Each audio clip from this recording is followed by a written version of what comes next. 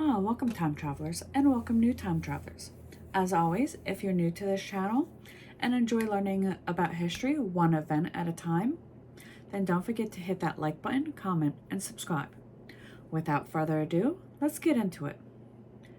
Today we're going to start in 1793, when in Paris, on the proposal of Georges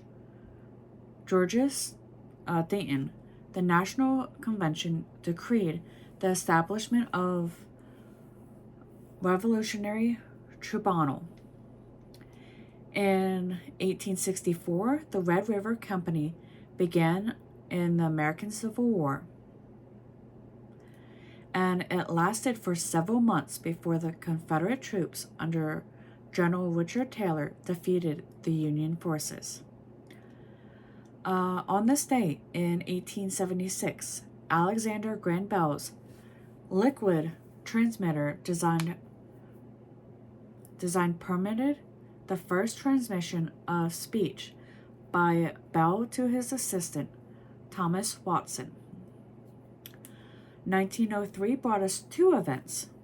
The first event is American jazz cornist Bix Beiderbecke, an outstanding improviser whose style is characterized by lyricism and purity of tone, was born in Davenport, Iowa.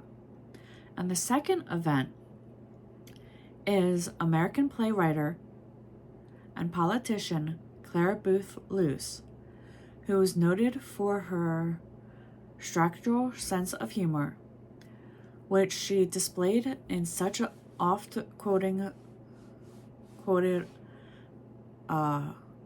aphorism as "no good deed goes unpunished," was born. And that quote actually is still used today, in an ironic sense. 10 years later, in 1913, in Toledo, Ohio, William Knox became the first bowler to make a perfect score of 300 in American Bowling League Congress tournament.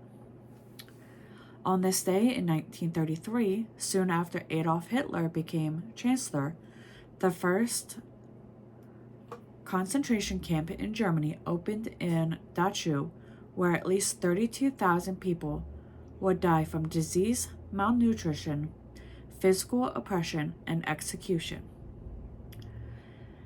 1949 brought us American citizen Mildred Goehlers, who earned the nickname Axis Sally as the radio propagandist for the Nazi government during World War II, was convicted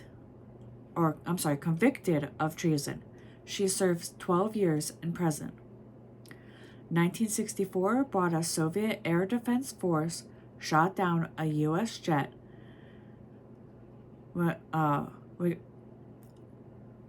reconnaissance bomber that had accidentally crossed into East Germany airspace. 2 years later, in 1966, violent clashes among Hindus,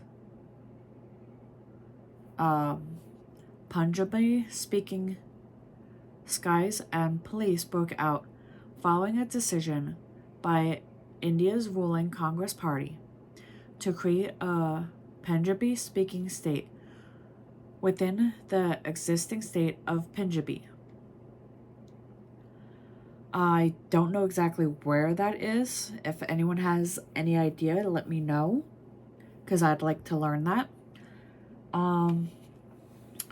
In 1969, James Earl Ray pled guilty to murdering American civil rights leader Martin Luther King Jr. and was sentenced to 99 years in prison. Before his death, Ray was transferred to Lewis M.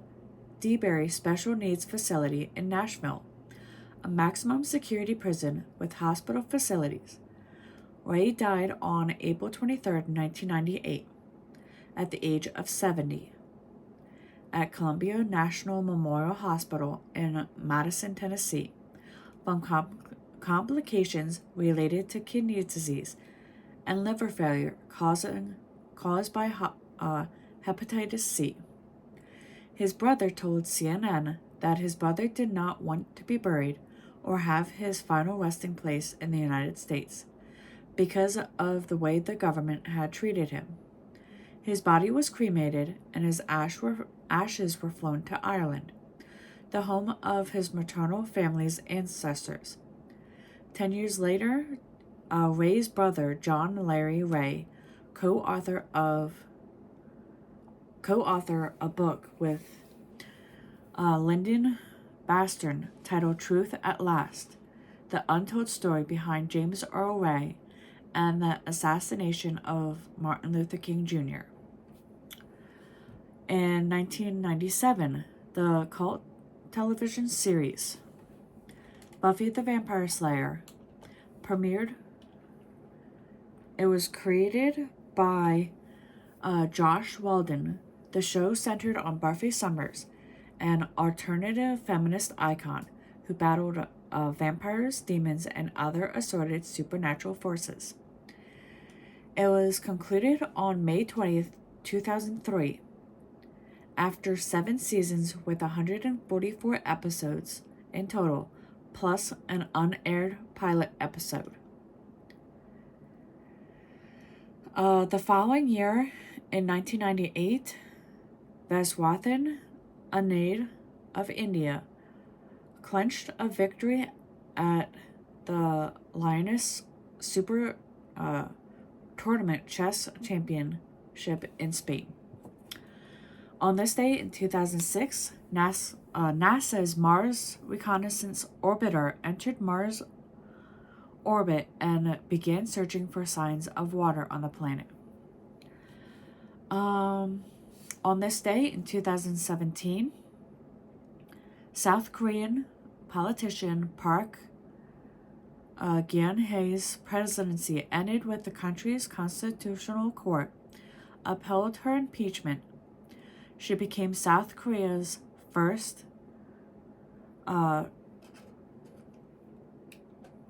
democratically elected president to be removed from office. And with that, we return to 2024 and our current history. Till next time.